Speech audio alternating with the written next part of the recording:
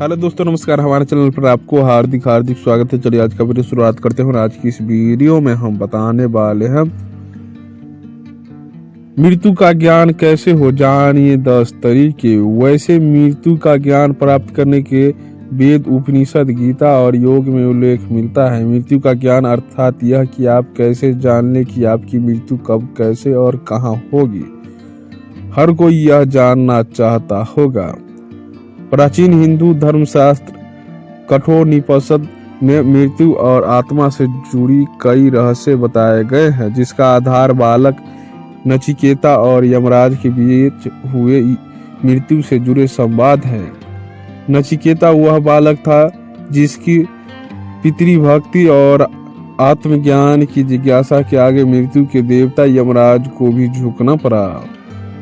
विलक्षण बालक नचिकेता से जुड़ा यह प्रसंग न केवल पितृभक्ति बल्कि गुरु शिष्य संबंधों के लिए भी बड़ा मिसाल है।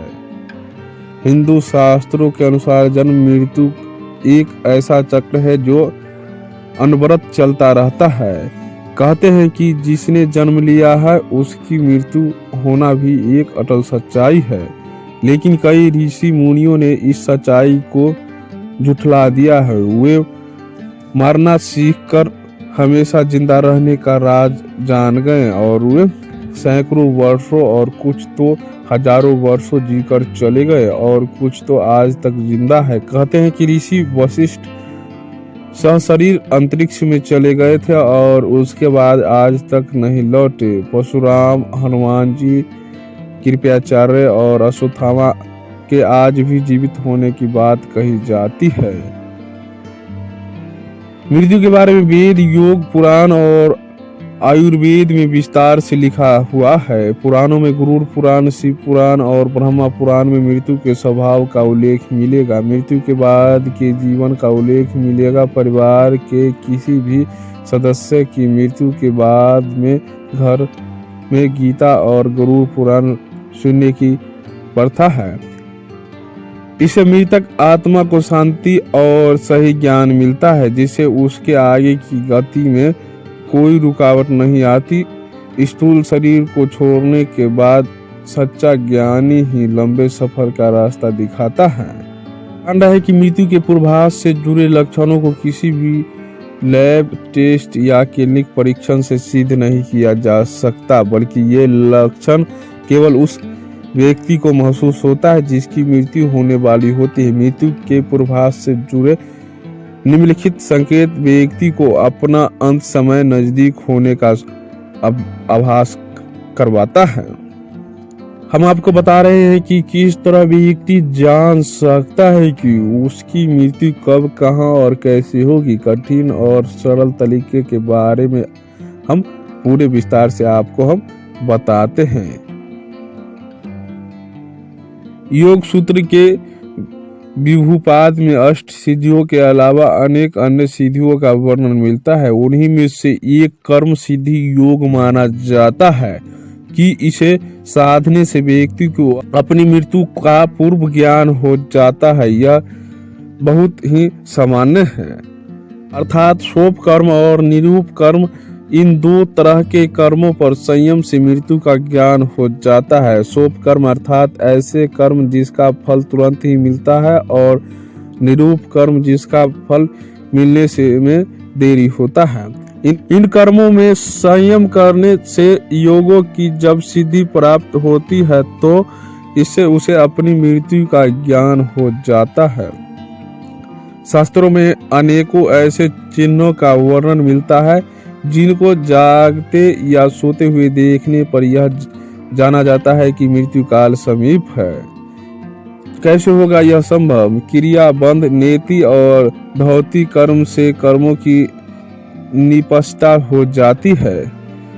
निपचती अर्थात अच्छे बुरे सभी तरह के कर्म शरीर और चित्त से हट जाते हैं। व्यक्ति शुद्ध निर्मल बन जाता है।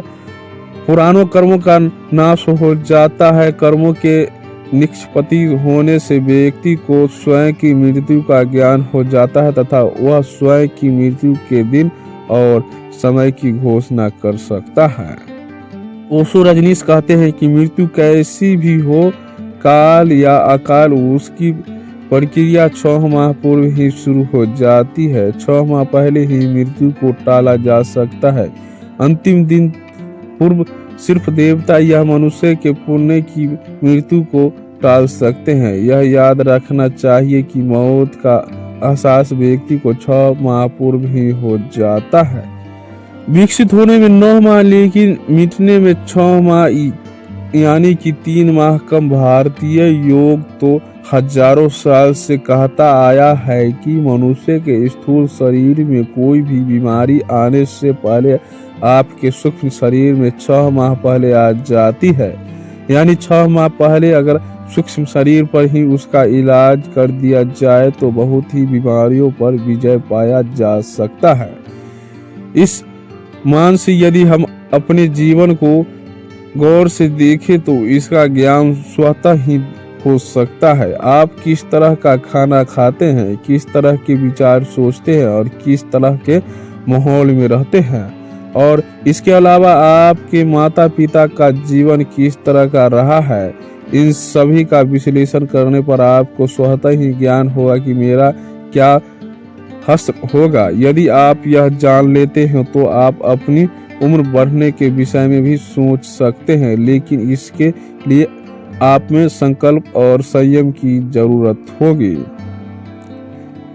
जरा मृत्यु के विनाश के लिए ब्रह्मा आदि देवता ने सोम नामक अमृत का आविष्कार किया था। सोम या सूरा एक ऐसा रस था जिसके माध्यम से हर तरह की मृत्यु से बचा जा सकता था। इस पर अभी शोध होना बाकी है कि कौन से भोजन से किस तरह का भविष्य निकलता है। भविष्य में यह संभव होगा कि कैसे कौन सा रस पीने से कार दुर्घटना से बचा जा सकता है। धन्वंतरी आदि आयुर्वेदाचार्य ने अपने ग्रंथों में 1000 प्रकार की मृत्यु का वर्णन किया है, जिसमें से 18 प्रमुख प्रकार है। तो सभी में एक ही काल मृत्यु है और शेष अकाल मृत्यु मानी गई है। काल मृत्यु का अर्थ कि जब शरीर अपनी आयु पूर्ण कर लेता है, और अकाल मृत्यु का अर्थ कि किसी बीमारी, दुर्घटना, हत्या, आत्महत्या आदि से मर जाना। अकाल मृत्यु को रोकने की प्रयास ही आयुर्वेद निदान और चिकित्सा है। आयु के निर्धारण एक माप धन्वंतरी ने बताई है। आयुर्वेदानुसार इसके भी 3 भेद हैं। पहला आदि दैविक, दूसरा आदि भौतिक और तीसरा आध्यात्मिक। आदि दैविक और आदि भौतिक मृत्यु योगों को तंत्र और ज्योतिषी उपयोग द्वारा टाला जा सकता है, परंतु आध्यात्मिक मृत्यु के साथ किसी भी प्रकार की छेड़छाड़ नहीं की जा सकती। अंततः मृत्यु के लक्षण चिन्हों के प्रकट होने पर ज्योतिषियों आकलन के पश्चात उचित निदान करना चाहिए। जब व्यक्ति की समय पूर्व मौत होने वाली होती है तो उसके क्या लक्षण हो सकते हैं, लक्षण जानकर मौत से बचने के उपाय खोजे जा सकते हैं। आयुर्वेद के अनुसार बहुत गंभीर से गंभीर बीमारी का इलाज बहुत ही छोटा, सरल और सुलभ होता है, बशर्ते कि उसकी हमें जानकारी हो और समय पूर्व हम सतर्क हो जाएं। जब किसी नासा रोग, अत्यधिक चिंता, अत्यधिक कार्य से भीतर के सभी स्नायु, नाड़ियां आदि कमजोर हो जाते हैं, यह उसी तरह के है कि हम किसी इमारत की सबसे नीचे की मंजिल को खोद दें। व्यक्ति की आंखों के सामने बार बार अंधेरा छा जाता है। उठते समय, बैठते समय या सफर करते समय अचानक आंखों के सामने अंधेरा छा जाता है। यदि यह लक्षण 2-3 सप्ताह तक बना रहे तो तुरंत ही योग, आयुर्वेद और ध्यान की शरण में जाना चाहिए या किसी अच्छे डॉक्टर से सलाह ले। माना यह भी जाता है कि इस अंधेरा छा जाने वाले रोग के कारण उस चांद में भी दरार जैसा नजर आता है। उसे लगता है कि चांद को 2 टुकड़े में है, जबकि ऐसा कुछ नहीं होता। आंखों की कमजोरी से संबंधित ही एक लक्षण यह भी है कि व्यक्ति को दर्पण में अपना चेहरा न दिखकर किसी और का चेहरा होने का भ्रम होने लगता है। जब कोई व्यक्ति चंद्र, सूर्य या आग से उत्पन्न होने वाली रोशनी को यह भी नहीं देख पाता तो ऐसा इंसान भी कुछ माह और जीवित रहेगा, ऐसी संभावनाएं रहती है। जब कोई व्यक्ति पानी में, तेल में, दर्पण में अपनी परछाई न देख पाए, यह परछाई विकृत दिखाई देने लगे तो ऐसा इंसान मात्र 6 माह के जीवन और जीता है। जिन लोगों की मृत्यु 1 माह शेष रहती है वे अपनी छाया को भी स्वयं से अलग देखने लगते हैं। कुछ लोगों को तो अपनी छाया का सिर भी दिखाई नहीं देता। इटली के वैज्ञानिकों के अनुसार मरते वक्त मानव शरीर से एक खास किस्म की बू निकलती है। इसे मौत की बू कहा जा सकता है, मगर मौत की इस बू का एहसास दूसरे लोगों को नहीं होता। इसे सूंघने वाली खास किस्म की कृत्रिम नाक यानी उपकरण को विकसित करने के लिए इटली के वैज्ञानिक ने प्रयासरत है। शरीर विज्ञानी गियोवन्नी क्रिस्टली का कहना है कि मौत की गंध का अस्तित्व तो निश्चित रूप से है। जब कोई व्यक्ति मरता है तो उसका भावनात्मक शरीर कुछ क्षणों तक जीवित रहता है, जो खास तरह की गंध को उत्सर्जित करता है। वैज्ञानिकों का मानना है कि कुछ जानवर, खासकर कुत्ते और बिल्लियां, अपनी प्रबल घ्राण शक्ति के बल पर मौत की इस गंध को सूंघने में समर्थ होते हैं, लेकिन सामान्य मनुष्य को इसका पता नहीं चल पाता। मृत्यु गंध का एहसास होने पर ये जानवर अलग तरह की आवाज निकालते हैं। भारत ही नहीं, कुत्ते या बिल्ली को रोने से मौत से जोड़ता है।